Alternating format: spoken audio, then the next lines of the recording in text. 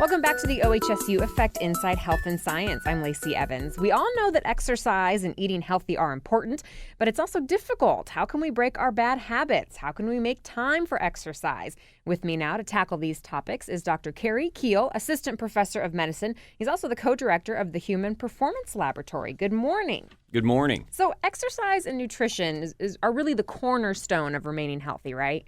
Well, just not remaining healthy, but actually getting healthy. The cornerstones of everyone's life really does involve around physical activity, good dietary choices, and then I add sleep in there too. So we have to get adequate sleep. But the problem today is that we are not eating right, and we're not getting the physical activity we need. And I think if you look at the data, the only fountain of youth is exercise and diet. Yeah, well, tell me a little more about the benefits of exercise. I mean, we all know it's good for us, but really, what does it do? So exercise, one of my colleagues, Dr. Lynn Goldberg, who hired me initially in the Human Performance Laboratory in 1983, who's really a pioneer in exercise, and we've been doing exercise studies for about 30 years.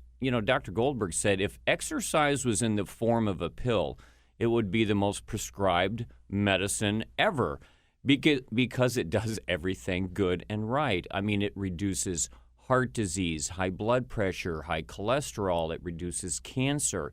It treats and reduces osteoporosis. It treats anxiety and depression. Should be the number one thing we do with people with mild to moderate depression is get them exercising. It treats glaucoma. If you look at exercise, it really does, as long as you do it sensibly and to avoid injury, it does everything right. In fact, most recently, last year, 2 studies came out in the archives of internal medicine that now show that exercise reduces Alzheimer's and reduces dementia. This was a large study in women 65 years of age or older.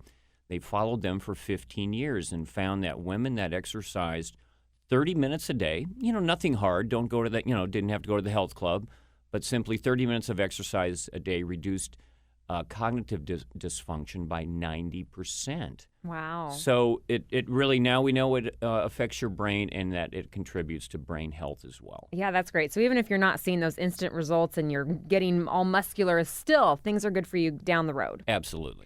And you work with elite athletes, and, I'm not ever going to run a marathon. I'm just going to put that out there. But still, we can learn from those people who maintain their peak health, right? What can we learn from them? So we have what's called the Human Performance Laboratory. So this is a laboratory that looks at exercise and diet, both for performance in elite athletes, but also as medical therapy for people that are unhealthy and out of shape. So what we do is we're the experts in training and testing elite athletes and try to get them to achieve peak performance through proper training, proper diet, proper rest, recovery, pre-game meal, post-game recovery, drink. We know that, so what we've applied, our laboratory is for people that are out of shape, overweight, unhealthy, may have arthritis, may have inability to exercise. So what we do is we test them the same way as we do elite athletes, not the hard protocol, but we test them in the same way to look at their maximal performance. And then we devise an exercise and nutrition program for them based on what their needs are. So and some of that is weight loss as well. If someone needs to lose weight, we'll also give them a weight loss program as well. And you're giving a public lecture on exercise and fitness on April 19th at the OHSU campus. I want to make sure we have time for that. So tell people what you're going to share with them. So this is a lecture. It's at 7:30 p.m. Thursday night, April 19th. And really, it's going to look at exercise and nutrition as medical therapy and how to use exercise and diet. So I'll talk about some of the problems today with diabetes. 20% of new diabetics are under the age of 20. So many of our new diabetics are children. It used to be called adult onset diabetes, but now it's found in adolescents. So it's really to look at the effects of our built environment, look at how our society and culture have contributed us to removing physical activity from our lives, to look at how sugar and processed foods and processed flour now are a big part of our diet. And really, we have to get back to simply eating fruits, vegetables, whole food, and exercising most days a week. And so it's going to be really a little bit of a motivational talk, but also just a little bit of education on where we've come and where we need to go as a society.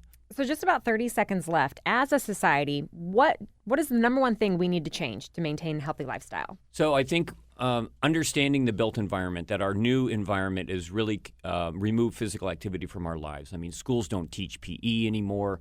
We're not eating good food. So as a society, we really need to understand to get back to eating whole food, fruits and vegetables, exercising most days a week, getting adequate sleep of at least 7 hours a night, and trying to achieve balance in our lives again. Because there's no magic pill. First of all, it does take work, and there's no secrets. And so to understand that and to apply that to your life is really what we're going to talk about. And again, your lecture, April 19th, 7:30 at the OHSU Auditorium. Dr. Kerry Keel, thank you. Thank you very much, Linda.